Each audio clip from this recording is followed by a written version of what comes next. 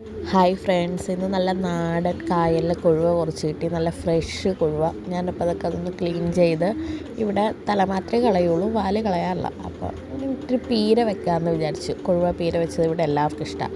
അപ്പോൾ കുറച്ച് തേങ്ങ ചിരണ്ടി മിക്സിയിലിട്ട് കുറച്ച് മഞ്ഞൾപ്പൊടിയും ഇച്ചിരി വെള്ളവും കൂടി ഒഴിച്ചൊന്ന് ക്രഷ് ചെയ്തെടുക്കണം. എന്ന് വെച്ചാൽ അധികം അങ്ങോട്ട് അരക്കരുത്, വെറുതെ ഒന്ന് ഒതുക്കി എടുക്കുക എന്നൊക്കെ പറയില്ലേ, അങ്ങനെ ഒന്ന് ഒതുക്കി എടുക്കണം. നമ്മൾ വേറെ പൊടിയൊന്നും ഇടണില്ല, ഒതുക്കിയെടുത്തിട്ട് ഞാൻ ചട്ടിയിലാണ് വെക്കുന്നത്. ചിലർ ചീനച്ചട്ടിയിലൊക്കെ വെക്കും.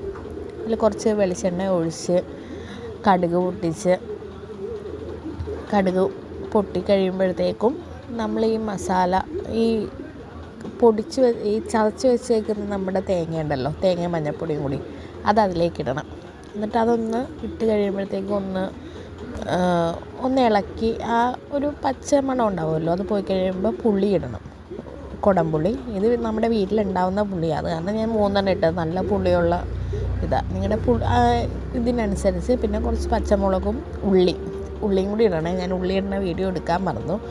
കുറച്ച് വെള്ളവും കൂടി എടുത്ത് ഉപ്പ് ഇട്ട് കഴിഞ്ഞിട്ടൊന്ന് തിളച്ച് കഴിയുമ്പോഴത്തേക്കും നമ്മൾ കൊഴുവ അതിലേക്ക് ഇടണം. പിന്നെയും കുറേ കൊഴുവ ബാലൻസ് ഉണ്ടായിരുന്നു, അപ്പോൾ ഞാൻ വിചാരിച്ചതും ഫ്രൈ ചെയ്യാമെന്ന്. പിന്നെ നമ്മൾ സാധാരണ നമ്മൾ ഫ്രൈ ചെയ്യാൻ എടുക്കുന്നത് പോലെ തന്നെ മസാലയൊക്കെ ഫ്രൈ ചെയ്യാൻ പുരട്ടി വെച്ചു. അപ്പോഴത്തേക്ക് നമ്മുടെ കറി തിളച്ച്. അപ്പം കുറച്ച് ബാക്കി ഉണ്ടായിരുന്നത് വറുത്ത് കൊഴുവ, ബാക്കി നമ്മൾ പീര വെക്കുകയും ചെയ്തു. ഭയങ്കര സിമ്പിളാണ്.